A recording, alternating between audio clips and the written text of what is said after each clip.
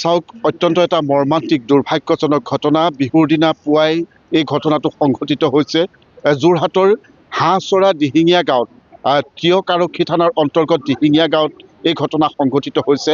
এটা hit and ৰানৰ ঘটনা, যিটো ঘটনাত দুগৰাকীকৈ যুৱক থিতাতে নিহত হৈছে আৰু 4গৰাকী যুৱক গুৰুতৰভাৱে আঘাতপ্ৰাপ্ত হৈ ইতিমধ্যে যোৰহাট চিকিৎসা মহাবিদ্যালয়ত চিকিৎসাধীন হৈ আছে।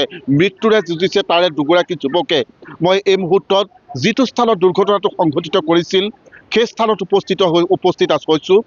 ইয়াতে গাঁৱৰ ৰাইজ এই মুহূৰ্তত যথেষ্ট এক ভয়ানক পৰিস্থিতিৰ মাজত সকলো ৰৈ আছে।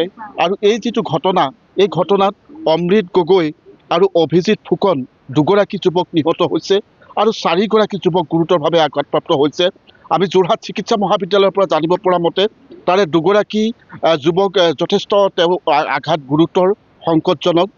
মই সেই যিকেইগৰাকী আহত হৈছে প্ৰাণজিৎ গগৈ, মানস গগৈ, পোনাকণ ওৰপে সুজিত গগৈ আৰু পংকজ দত্ত, এই 4জন যুৱক আহত হৈছে।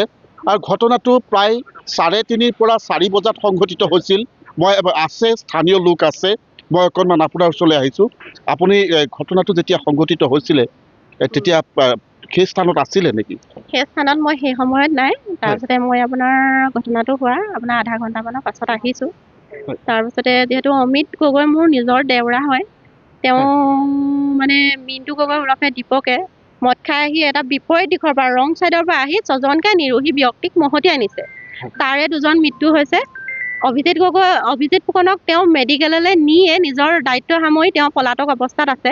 এতিয়া মানে কি হ'ল, অমিত গগৈ আৰু অভিজিত ফুকনৰ ডেড বডি আমি চমজি নলওঁ যেতিয়ালৈকে মিণ্টু গগৈক মানে আমাৰ সন্মুখত আনি দিয়ে। আমাক ন্যায় লাগে। ইয়াতকৈ বাকী ঢুকুৱা 2জনটো লাগিলে, ঢুকুৱা 2জনটো ঢুকালে, বাকী 4জনক তেওঁ জীৱনৰ কাৰণে পংগু কৰিলে। আমাক ন্যায় লাগে আৰু আমাক ক্ষতিপূৰণ লাগে, কাৰণ তেওঁলোকৰ একমাত্ৰ উপাৰ্জনৰ পথ আছিল। কাৰণ প্ৰতি 6জনকৈ ব্যক্তিৰ প্ৰতিজন হেড ঘৰখনৰ একমাত্ৰ উপাৰ্জনৰ পথ আছিলে।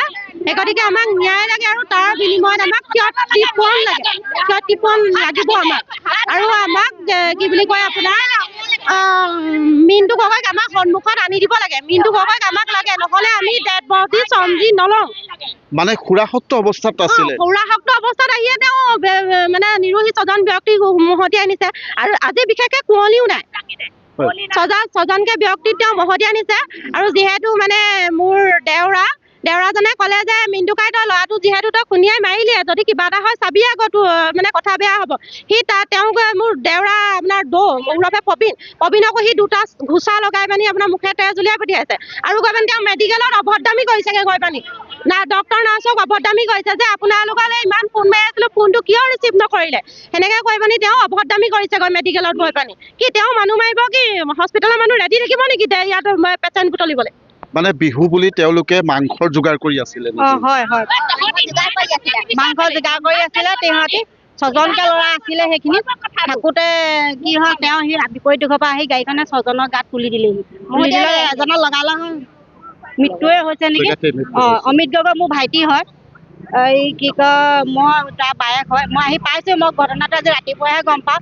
ইমানখিনি কথা মই নাজানো বাৰু। এতিয়া মই এওঁলোকৰ ওচৰৰ মানুহখিনিয়ে শুনে বা মোৰ বোৱাৰীজনীৰ মুখেৰেহে শুনিছোঁ। অমিত গগৈৰ পৰিয়ালটো কিন্তু খুব আৰ্থিকভাৱে দুৰ্বল।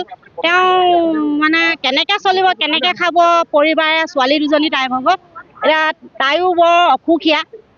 মিণ্টু গগৈ আপোনালোকৰ গাঁৱৰে ল'ৰা হয়।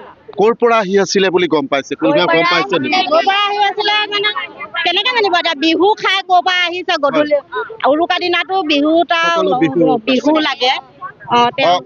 মই ধন্যবাদ জনাইছোঁ। এয়া আছিলে পৰিয়ালৰ আত্মীয় যি দুগৰাকী যুৱক মৃত্যু হৈছে, অমৃত গগৈ আৰু অভিজিত ফুকন। অভিজিত ফুকন আছিল একমাত্ৰ ঘৰৰ উপাৰ্জনৰ আচলতে ভৰসা আছিলে অভিজিত গগৈ।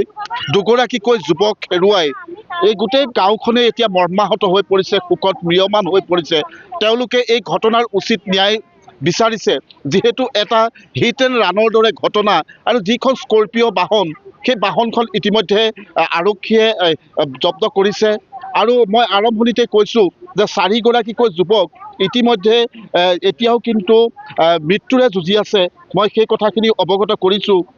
যিহেতু এক অতি ভয়ানক ঘটনা, এই ঘটনাক লৈ গোটেই গাঁওখনতে এতিয়া চেপা উত্তেজনাৰ সৃষ্টি হৈছে আৰু এই যিটো পথ দেখিছে মই মোৰ সতীৰ্থই দেখুৱাব এই পথটো এই দিশৰ পৰা আহি আছিলে তামুলী চিগৰা দিশৰ পৰা আহি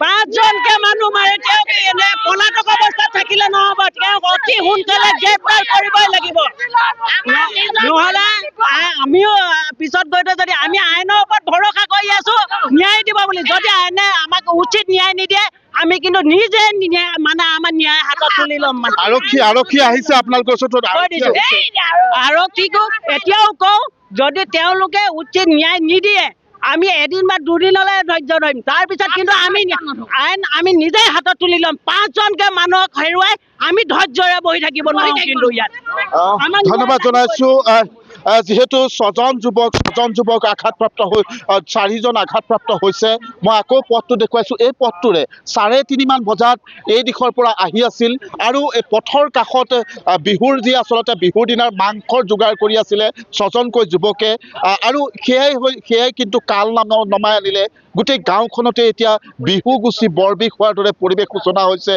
সকলোৱে কিন্তু এই মুহূৰ্তত অত্যন্ত তেওঁলোক ক্ষোভিত হৈছে যে এই ঘটনাৰ মিণ্টু গগৈক যি পৰ্যন্ত ৰাইজৰ মাজত চমজাই নিদিয়ে সেই পৰ্যন্ত কিন্তু মৃতদেহ চমজি নলওঁ বুলি কৈছে আৰু এই মুহূৰ্তত আৰক্ষী প্ৰশাসন ঘটনাস্থলীত আছে আৰু গোটেই ঘটনাটোৰ প্ৰাৰম্ভিক যি তদন্ত সেই তদন্ত চলাইছে কেনেধৰণে সংঘটিত কৰিলে মিণ্টু গগৈ সুৰাসক্ত হৈ আছিল নেকি মিণ্টু গগৈ সেই 3:30 বজাত ক'ৰ পৰা আহি আছিল এই গোটেই কথাবিলাক আৰক্ষীয়ে তদন্ত কৰিছে আৰু তদন্তৰ পিছত আচলতে ৰাইজৰ যিটো ক্ষোভ বা ৰাইজে যিটো দাবী উত্থাপন কৰিছে যে মিণ্টু গগৈ ৰাইজৰ হাতত চমজাই দিব লাগিব যি আচলতে 5গৰাকীকৈ যুৱকক হেৰুৱাই এখন গাঁৱৰ ৰাইজ কেনে এটা পৰিৱেশৰ সন্মুখীন হৈছে সেই কথাটো সহজে অনুমেয় এতিয়া মুঠৰ ওপৰত এই যি আচলতে হাঁহচৰা বামুণপুখুৰী দিহিঙীয়া গাঁও এই দিহিঙীয়া গাঁৱত আজি ভোগালীৰ এই সংক্ৰান্তিৰ বুঢ়া মেজি জ্বলোৱাৰ সময়ত কিন্তু এই গাঁওখনত কিন্তু মেজি জ্বলা নাই এই গাঁওখনৰ সকলো ৰাইজ